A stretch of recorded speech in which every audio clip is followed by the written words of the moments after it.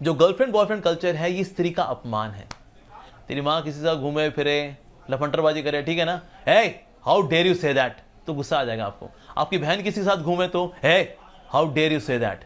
अरे ये live in का, ये जो कुत्ते बिल्ली होते हैं गली में घूम रहे हैं, ये लिव इन में होते हैं असल में। साथ में कुछ समय रहे, बच्चा पैदा हुआ, फिर कुत्ते ने किसी और कुत्ते को चुना, कुतिया ने किसी और कुत्ते को चुना। ये तो कुत्ते बिल्लियों का कल्चर है बाबा। राधा और कृष्ण की शादी हुई थी। मैं लिव इन को I can justify coating Radha and Krishna, लेकिन राधा कृष्ण तो लिव इन में नहीं रह के हम कॉन्ट्रैक्ट में करेंगे, 1 महीना रहेंगे, 6 महीना रहेंगे, उसका तू अपने रास्ते में अपने रास्ते। क्या ऐसा हुआ? नहीं, ऐसा बिल्कुल भी नहीं। तो आप गर्लफ्रेंड रखने से मना करते हैं, आप कहते हैं गर्लफ्रेंड नहीं बनाना चाहिए। शनि दोष नहीं होता, कन्या दोष होता है।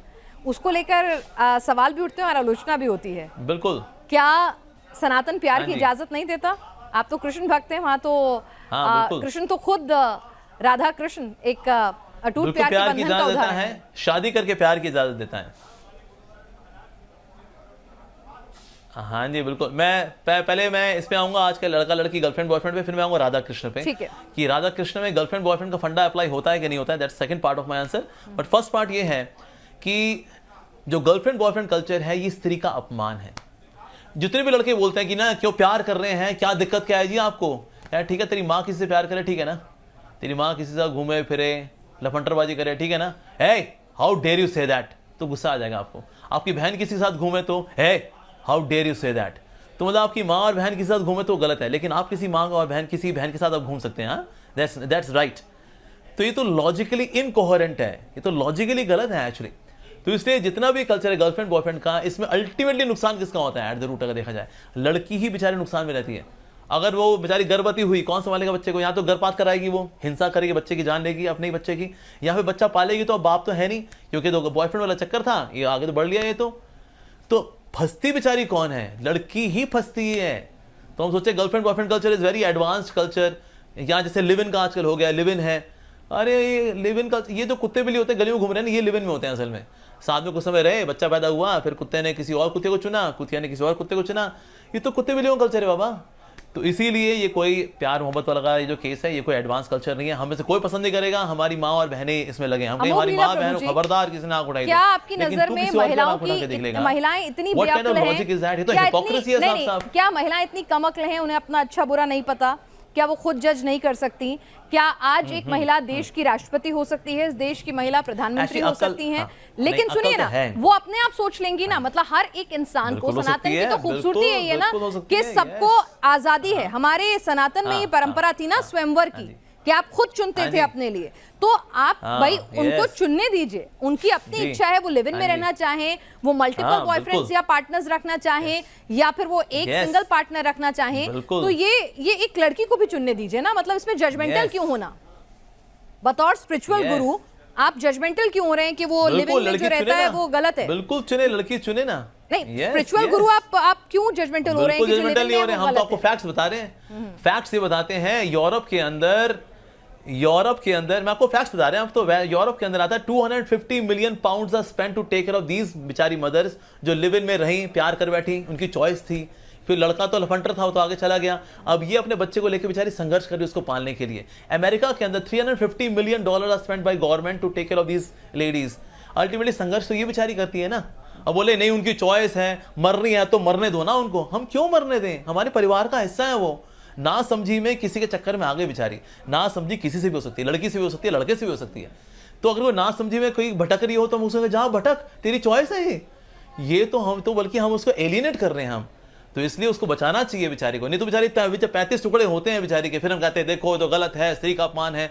अरे तो लड़कियों को समझाना पड़ेगा कि कभी कभी तेरे से गलती हो सकती है बाबा, लड़के से भी होती है, लड़कियों से भी होती है। तो इससे उनको बचाना ही हमारा कर्तव्य है। हम बोले कि नहीं नहीं तो स्वतंत्रता है, करने दो। लड़कियों में बुद्धि तो होती है, आपने ऐसे बताया ना, हमारे राष्ट्रपति भी हैं, शी इज अ वुमन। सो क्या लड़कियों बुद्धि होती है? 100% होती है, लेकिन साथ साथ में इमोशंस भी होते हैं। तो कभी कभी लड़कियों में इमोशंस उनकी बुद्धि को ढक लेते हैं। अच्छा। इसलिए बेचारी धोखे भी खाती है। दुनिया में जितने धोखे होते हैं ना 80% लड़कियां खाती हैं। यस, क्यों? कि लड़के लफंटर हैं और ये उनके चक्कर में just because he is good looking, उसने थोड़ा कुछ खिलाया पिला, लगा हाँ ये तो बहुत ही अच्छा लड़का है, उससे फीलिंग्स में आ करके बुद्धि को ढक लिया उसके इमोशंस ने। बिकॉज इमोशनल बीइंग तो है ना लड़की। तो इसलिए कभी कभी बेचारी गलत डिसीजन ले भी बैठती है। ये तो स्टैटिस्टिक्स से हम देखते हैं बेचारियां क्या होता है बेचारियों के साथ। तो हम नहीं, लड़के इमोशनल होते हैं लेकिन उनमें रैशनैलिटी ज्यादा होती है। ये तो हम सब जानते हैं। Biologically also, psychologically man are more rational, ladies are more emotional. So उनमें इमोशंस है, तभी तो माँ कहलाती है। माँ का दर्जा सबसे ऊंचा क्यों है? Because she is emotional being. तो दृढ़ता लेकर के आना, हीरोइक क्वालिटी, दुर्गा भी सनातन में हुई है, और काली भी सनातन में हुई है, और पार्वती भी सनातन में हुई है, और सीता भी सनातन में हुई है। अमोघ लीला प्रभु। एब्सोल्युटली, हाँ जी, बिल्कुल जी, यस। तो हम चाहते हैं आप भी काली माँ की तरह, लक्ष्मी माँ की तरह, सरस्वती माँ की तरह, यू शुड गेट मैरिड। काली माँ के हस्बैंड हैं कौन? शिव जी। लक्ष्मी माँ के हस्बैंड हैं कौन? नारायण जी। अच्छा। सीता मैया के हस्बैंड हैं कौन? राम जी। ये लिव इन में रहनी है कि किसी के साथ? आपको फॉलो करना है इनको, तो फॉलो करो ना, हम तो खुद ही कह रहे हैं फॉलो करो इनको।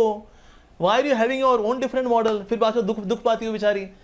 अच्छा, तो संविधान हमें जिसकी इजाजत देता है, सनातन उसकी इजाजत नहीं देता। आपकी नजर में वो, सनातन की नजर में, बतौर धर्मगुरु आपकी नजर में वो ठीक नहीं है, लेकिन इस देश का संविधान है, देश संविधान से चलता है, और महिला और पुरुष को अपने आप संविधान, हाँ, जीने का संविधान जो है, हाँ जी, यस यस यस, बिल्कुल जी। संविधान जो आपको जीने का हक देता है, आपको संवैधानिक अधिकार देता है कि आप एक मौलिक जीवन जिए, पवित्र जीवन जिए, और किसी प्रकार के लॉ को ना तोड़ें। Living a lawful life is facilitated by संविधान। लेकिन हम लोग सिर्फ लॉफुली नहीं जीते, हमें लवफुली भी जीना चाहिए, हमें रिस्पॉन्सिबली भी जीना चाहिए, राइट। तो संविधान का इस्तेमाल करके मान लो कोई किसी के साथ बेचारी दुखी होती है, पर क्योंकि हमने, अब देखिए संविधान है क्या, संविधान के अंदर कुछ उसमें कोड्स हैं, so that people remain more moral on social platform. That's the purpose of संविधान अल्टीमेटली, राइट। लेकिन हम सिर्फ सिटीजन्स नहीं है, हम लोग साथ साथ में इमोशनल ह्यूमन बींग्स भी हैं। तो इसलिए बेचारी कोई अगर मॉरली कहीं भटक रही हो, किसी ने उसको फंसा रहा है, उसको कॉन्स्पिरेसी कर रहा है उसके खिलाफ, हम कहें नहीं जी देखिए उसकी स्वतंत्रता है, अब कोई बात नहीं, अब भटकती है तो भटके पड़ी। संविधान के अनुसार तो ठगी कर रहे हैं ना। एज पर संविधान लिव इन में रहना, देखिए वो उनकी चॉइस है। संविधान ये देखता है कि हिंसा तो नहीं हो रही ना, तो ठीक है भाई, आपकी इच्छा है आप रहो। लेकिन साथ साथ में नैतिकता को भी देखना पड़ेगा, मोरालिटी को भी देखना पड़ेगा। नैतिकता को किनारे करके कोई संविधान में अगर कोई जुगाड़ ढूंढ ले अपना, दैट्स नॉट करेक्ट। संविधान का पालन भी करें, लेकिन साथ साथ में एक नैतिक जीवन भी जिए, ये भी बहुत जरूरी है। मल्ल भवन की सुखद छुअन है, चुभने वाला तीर नहीं, नैतिकता जंजीर नहीं, ये कहा जाता है। तो नैतिकता को जंजीर ना बनाइए। नैतिकता के पैमाने सबके अलग अलग हो सकते हैं। अमोघ लीला प्रभु जी, ये आपके पैमाने थे जिस पर आपने अपने विचार रखे और तमाम दर्शकों के साथ साझा किए। क्या कहता है सनातन में अपना वक्त देने के लिए आपका बहुत बहुत शुक्रिया। ये मेरे पैमाने नहीं है, ये शास्त्र के और इंसानियत के पैमाने हैं। राधा और कृष्ण की शादी हुई थी? आपने कहा था आपके जवाब का दूसरा हिस्सा रह गया, तो वो भी सुन लेते। हुई थी, भांडीरोन में हुई थी, ब्रह्मा जी ने कराई थी। और कृष्ण जी की पत्नी का नाम था रुक्मणी। हाँ बिल्कुल जी। देखिए राधा कृष्ण है पहली बात तो, जो शादी का जो, हाँ जो रुक्मणी भी है, सत्यभामा भी है, उनकी 16,108 पत्नियां हैं। भगवान ने लिव इन किसी के साथ नहीं किया। अच्छा। जिम्मेदारी के साथ 16,108 पत्नियों को 16,108 रूपों में, 16,108 महलों में भगवान ने रखा। तो अगर कोई व्यक्ति भगवान के ऐसा कैपेबल हो, व्हाई नॉट? आप बिल्कुल, आप you can have multiple partners, but he did not have live in with anyone. So Radha Krishna जो है वो साधारण, पहली बात तो लड़का लड़की नहीं है।